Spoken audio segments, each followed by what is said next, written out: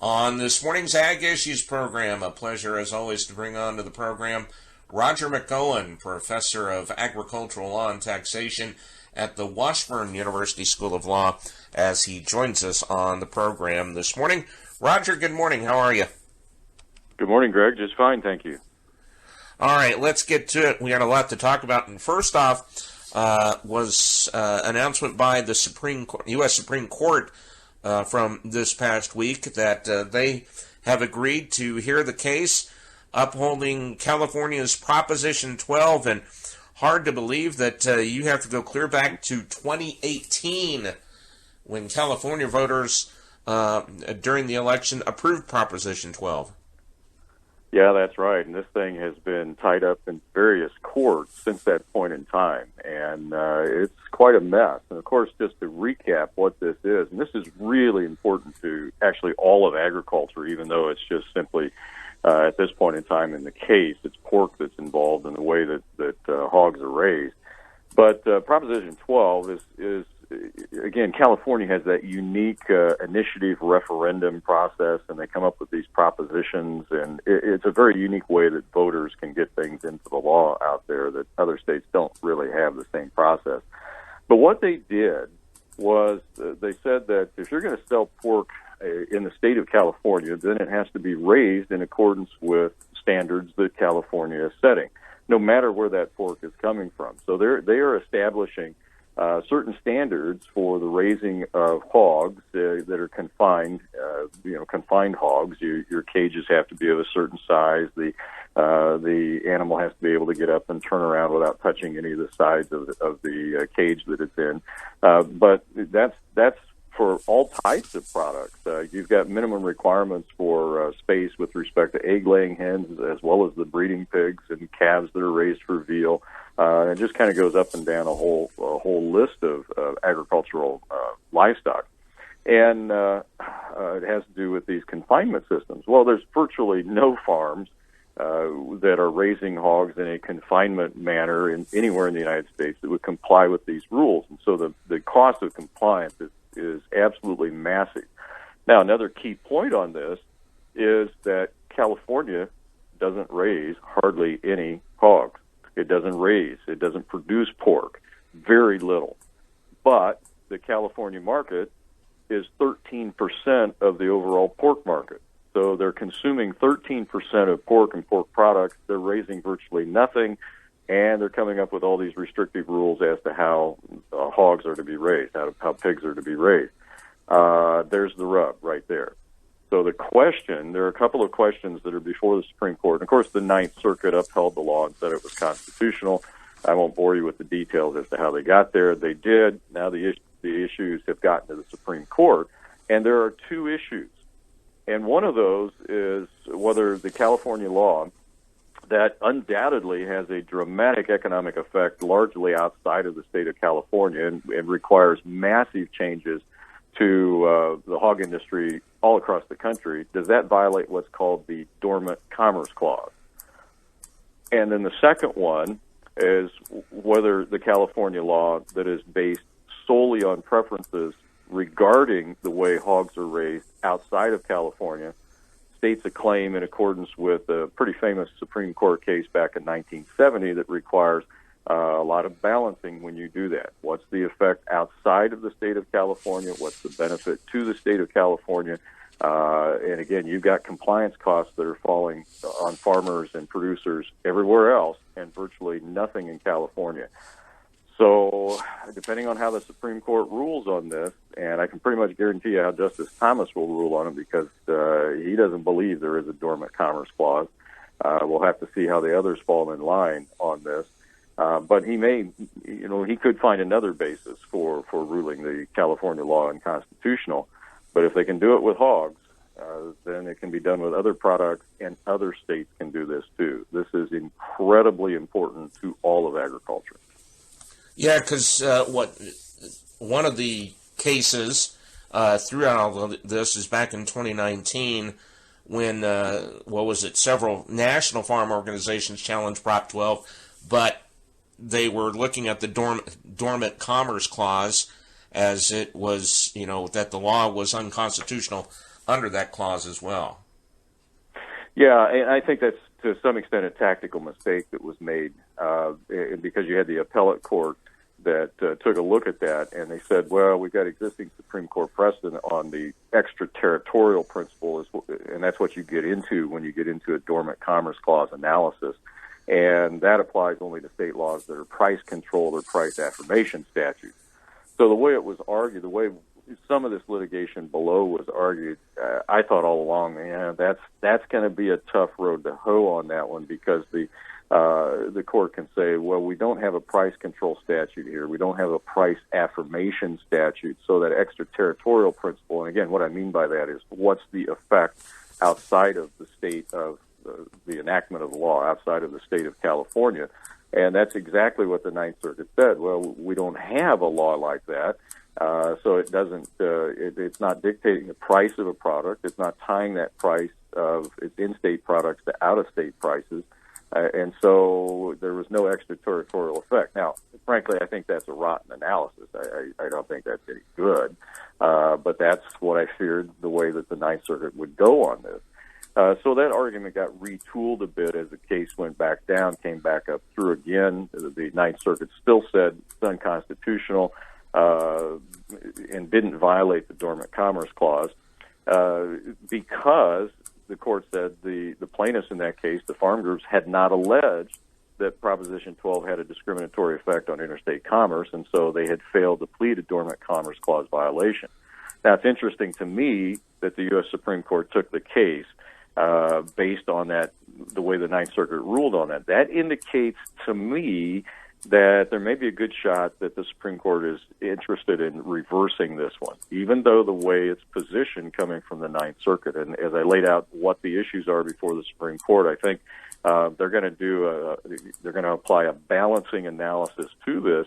And if you do that, as I indicated, California doesn't raise any pork products. They don't raise hogs in California, but yet they have 13% of the market. And so your extraterritorial effect is everywhere else across the country. So I come back to the same principle I started with, and that is, can one state enact the rules that are going to apply everywhere else and really don't matter in that particular state because you don't raise those products? That's the issue. Thus, the main reason why that other industries need to keep close watch on this, because of the potential after effects of what what could happen there. Yeah. I guess in this case. Yeah, absolutely. And this, Greg, has been an issue for about a decade. I remember I've had people in the U.S. Congress in my office when they've been on recess. They'll come back and they wanted to do something a number of years ago by putting a provision in the Farm Bill saying that you can't do these types of things. I actually wrote some of those, and that did not get in. It got cut out of a Farm Bill a number of years ago. So this has been an issue for agriculture that has been around for a while, and finally it's gotten to the Supreme Court. So let's say, I guess let's look at the timeline that they're supposed to take this up in the fall. Yeah, this is on the October 22 docket, so we're not going to see anything this session of the Supreme Court. And, of course, they adjourn after June and they come back in October. But it is listed on the October session for the court. So ruling on this one, maybe by Christmas, more likely in 2023. Roger McEowen, Professor of Agricultural Law and Taxation at the Washburn University School of Law, is joining us. And we have been talking about, of course, Proposition 12 out in the state of California. That case will be taken up by the U.S. Supreme Court during their fall session. And now, I don't know if, Roger, if we've ever mentioned tofurkey, but now we're going to mention tofurkey. And this involves a case in Louisiana, but specifically the state of Louisiana's meat labeling law. Yeah, and this is another big issue that's in agriculture all over the place right now. I can't tell you how many cases I have seen in the past, since the beginning of this year, involving meat labeling or food labeling in general. The cases are just all over the place. There must be 2 or 3 a week someplace across the country. It's either meat or it's some type of food product And the claim is that it's mislabeled, it's misleading, it's consumer deception, those types of things. What happened in Louisiana in 2019 was they enacted the Truth in Labeling of Food Products Act, and that act took effect October 1 of 2020. And it's got a long list of things that it prevents, but basically it bars the intentional misbranding or misrepresentation of any food product as an ag product by a misleading label. And so if you sell a product under the name of an ag product, or you represent a food product as a meat or meat product when it's not derived from, say, harvested beef or poultry, or they even list alligator, and of course that's a big issue in Louisiana, farm-raised deer, and the list goes on, turtles, domestic rabbits, so forth and so on, then you face a penalty of up to $500 per violation per day. Okay, well, bring in Tofurkey, and that company that marketed that saw the law, and they said, oh, we need to change our labels, so they quickly changed all of their labels, went through all of that, and then sued to challenge the constitutionality of the law. Now, of course, they hadn't been hit with any violations. In fact, the Department of Ag in Louisiana had not actually cited anybody for any violations, and they took a look at the retooled labels of the plaintiffs, and they said, well, these are fine. 9 out of 10 of them are fine. You tweak the other one here, and you won't get a fine on that. But they had not taken any action against anybody, and they hadn't received any complaints. So this is a preemptive strike by this company to strike this law down. And the trial court, the federal district court for the Middle District of Louisiana, just last Monday said, yeah, it is unconstitutional, because basically what the state has to do, of course, the court said there is a significant interest that the state has of preventing consumer deception. So your intent here is fine. But the court said you have to use the least restrictive means available to you, or at least in this instance, a less restrictive means to accomplish your purpose of preventing that consumer deception, because that less restrictive means was available. And they said all you needed to do was have them put a disclaimer on the label, rather than hitting them with fines and penalties and making them retool their entire marketing scheme. The court felt that that less restrictive mean, a disclaimer, would have served the same purpose, and so they struck the law down as unconstitutional. Is it just me, and obviously you would know much more about this than I do, just the wording of the law, legal language, everything, it seems like you hear a lot about that it's more tweaks to how that law is written versus it's just completely wrong, so to speak. Yeah, and that's a real good point, Greg. That's real good insight. When we're trying to teach law students legislation, actually you can take a class in legislation, and what that is drafting. And you get into the finer points of these types of things. There's a right way and a wrong way. How does the law treat the particular words and phrases? In this instance, do you have a less restrictive means? What about a statute that requires a disclaimer? Those types of things. That's really important, and it can prevent a lot of litigation on these things. Now, with that said, many of the people that write these laws never had a class like that. They're not lawyers. We don't have very many lawyers in the Kansas legislature. Now, I'm not advocating that we should. All I'm saying is there's a right way and a wrong way to write these statutes, and you have to write them with an eye toward how the courts are going to view them if they get challenged.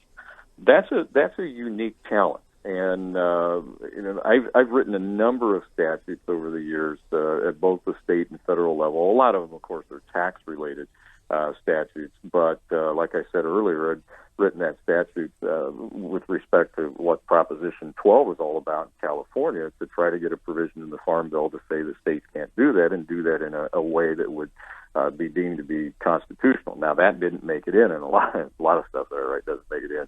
But there's a right way and a wrong way to do these things. Now, I would add, Greg, on this, so that's a great point. I would add on this that the marketing scheme of these companies that produce these types of products, the so-called fake meat products, has really been that you should eat this product to stop climate change. They really stay away from trying to promote that it's good for you. They'll say, eat it and you'll feel good about the earth. Now, there's a point in that I think that's really important, because maybe they're pushing toward mandating a certain amount of using or eating use of fake meat per individual. Now, we do that right now in the entire energy sector. We've got ethanol mandates, we've got wind energy mandates, a certain amount of power has to come from so-called renewable sources. So what makes us think that the next move couldn't be within the food that you're allowed to produce or eat? So I want people to think about that. What are the implications of that move if we've got a mandate toward eating a certain amount of the so-called fake meat?